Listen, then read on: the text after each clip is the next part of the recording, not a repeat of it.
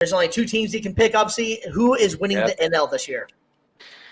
I got the Dodgers. It's still theirs to lose. Again, Philly, I think will give them a good fight. Pittsburgh, I don't think that they'd be one of those again. They'd probably get You're bounced. pretty high on Pittsburgh this year.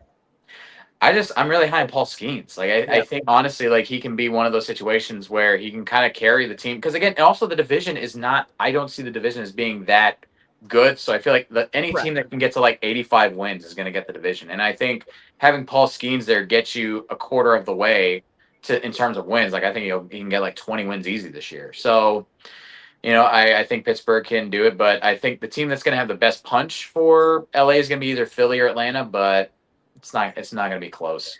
Yeah, it was kind of tough for me too. I think it is going to be the Dodgers as well.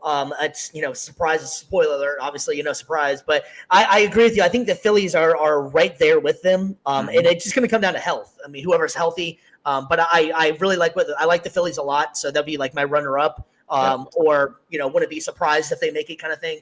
So we're both picking the Dodgers for obvious reasons. They just keep on adding, and not subtracting at all. So I think the Dodgers will win the NL. But Philly's gonna be right on their heels, if not making it in. So, all right. So who do you got for the AL this year?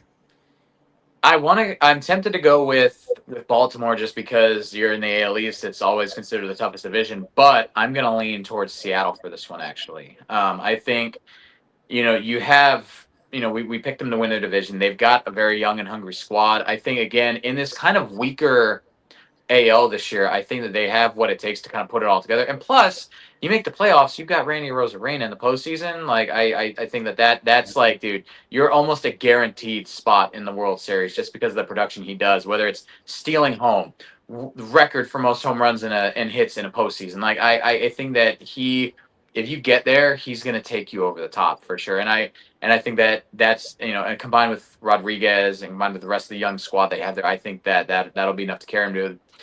I believe, if I'm not mistaken, that would be their first World Series appearance. Am I wrong? I was just thinking the same thing. I think that might be there. I think they had that one year where they had the most wins, and then they didn't make it to the World Series that year. I don't think. I think they lost in like the Division Series or something. I was about to say, my boy Michael Bullock's a huge. If you're watching this, Michael, I got you guys this year. He's a huge Mariners fan. So, but yeah, I think they have all the tools to make it happen. And again, you've got probably one of the best postseason performers on your team leading the charge.